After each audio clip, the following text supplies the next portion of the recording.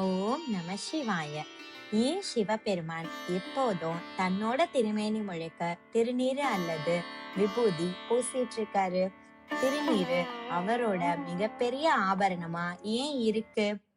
இதற்கான விளக்கத்தை சிவபெருமானே ஸ்கந்த புராணத்துல சொல்லி இருக்காரு. ஒரு காலத்துல வாமதேவர்னு ஒரு பெரிய சிவயோகி இருந்தாரு. அவர் முற்றும் துறந்த முனிவர். தனக்குள்ள இருக்க சிவத்தை உணர்ந்ததால அமைதியாவும் சந்தோஷமாவும் இருந்தாரு.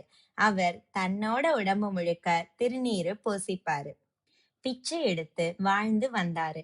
அவரோட வாழ்க்கையே சிவபெருமானோட ஆசீர்வாதமா இருந்தது.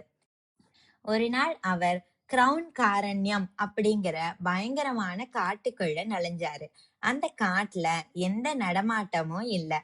அங்க ஒரு பயங்கரமான பிரம்ம ராட்சசன் இருந்தான். அவன் பெரும் பாவங்களை செஞ்சு சபிக்கப்பட்டவன். அவனுக்கு எந்நேரமும் பசியும் தாகமும் இருந்தது. வாமதேவரை பார்த்த உடனேவே அவரை சாப்பிடணும்னு வேகமா ஓடி வந்தான். ஆனா அவரோ அவனை பார்த்து பயந்து ஓடாம அமைதியா அப்படியே நின்னுட்டாரு. பிரம்ம ராட்சசன் சிவ யோகியான வாமதேவரை தொட்ட உடனேவே ஒரு அதிசயம் நடந்தது.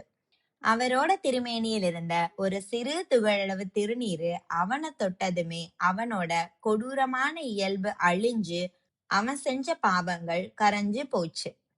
ஒரு தூய ஞானியோட ஸ்பரிசமும் அவர் பூசியிருந்த திருநீரும் பாவங்களை மட்டுமே செஞ்சு வந்த பிரம்ம ராட்சசனையே தூய்மைப்படுத்துச்சு. அவனுக்கு அவனோட முந்தைய பிறவிகள் எல்லாம் நினைவுக்கு வந்துச்சு. அதுல அவன் ஒரு சக்தி வாய்ந்த அரசன். ஆனா ரொம்ப கொடூரமானவனாவும் ஆசை மற்றும் அகங்காரம் கொண்டவனாவும் இருந்தான். அதனாலதான் பல பல பிறவி எடுத்து கடைசியில பிரம்ம ராட்சசனாவும் பிறந்தான். ஒரே ஒரு ஸ்பரிசத்தால என் மனம் தூய்மை அடைந்ததே, இப்படி ஒரு சக்தி உங்களுக்கு எப்படி வந்ததுன்னு வாமதேவர் கிட்ட கேட்டான்.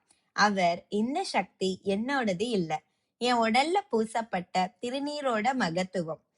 அந்த திருநீரோட மகிமைய முழுசா அறிஞ்சவர் சிவபெருமான் மட்டும்தான். சிவன் எப்படி எல்லாத்துக்கும் அப்பாற்பட்டவரோ அது போலதான் திருநீரும். உனக்கு நான் திருநீரோட மகத்துவத்தை உணர்த்துற ஒரு கதைய சொல்றேன். ஒரு பெரும் பாவி இறந்ததுக்கு அப்புறமா நரகத்துக்கு போனான். ஆனா அவனை அறியாமலேயே அவன் உடம்புல திருநீரு இருந்தது. யமனோட ஆட்கள் அவனை தண்டிக்க வந்தப்போ சிவனோட தூதர்கள் வந்து இவனோட உடம்புல திருநீரு இருக்கு. அதனால சிவபெருமானோட கட்டளைப்படி இவன் சிவலோகத்துக்கு உரியவன்னு சொல்லி கூட்டிட்டு போனாங்க. மரணத்துக்கு பிறகு கூட திருநீரு அவனை காப்பாத்துச்சு. அதனாலதான் நான் எப்பயுமே திருநீரு பூசிக்கிறேன்.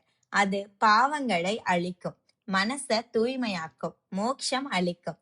திருநீரு நமக்கு ஒரு உண்மைய எப்பயுமே ஞாபகப்படுத்துது. இந்த உலகத்துல எல்லாமே ஒரு நாள் இருந்த சுவடு தெரியாம போகும். நாம கொண்டிருக்கக்கூடிய அகங்காரம், ஆசை, பெருமை, உடல், கர்மான்னு எல்லாமே. ஆனா சிவன் இப்பயும் இருக்காரு, இதுக்கு முன்னாடியும் இருந்தாரு, இதுக்கு அப்புறமாவும் இருப்பாரு. எல்லாம் எரிஞ்ச பின்னாடி மிஞ்சி இருக்கக்கூடிய திருநீரை போல. இத நமக்கு உணர்த்ததான் சிவபெருமான் திருநீரை தன்னோட மிகப்பெரிய ஆபரணத்தை போல எப்பையும் தாமேல பூசிக்கிறாரு. ஓம் நம சிவாய.